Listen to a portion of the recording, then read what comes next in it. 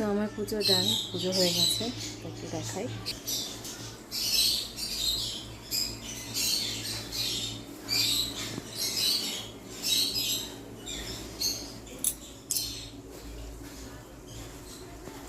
আজকে এরা সবুজ রঙের বস্ত্র ধারণ করেছে। সবাই একটু দেখে বলুন কেমন লাগছে, কমেন্টে জানাবেন।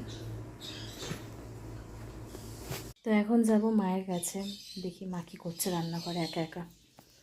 চলো।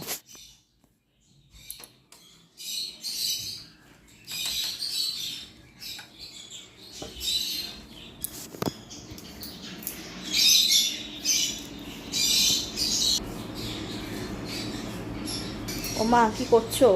এই যে পেঁয়াজ কাটছি। কি হবে? হবে শাক ভাজা হবে, মাছের ঝোল হবে, আলু ভাজা বসিয়ে দিয়েছি, আলু ভাজা হচ্ছে, ডিম সেদ্ধ হয়ে গেছে রাইয়ের জন্য। আর ওখানে খাবার আছে, খাবারগুলো বার করা ভালো না রে, খাবারগুলো বার করতে তো আছে, তরকারি আছে। তো এটা টিফিনে খাওয়া হবে। টিফিনে খাওয়া হবে। আর এখন দুপুরের জন্য হচ্ছে দেখাই, এখানে আলু সিদ্ধ করে রাখা আছে, এটা আলু ভাজা হবে, মানে শাকটাও হবে।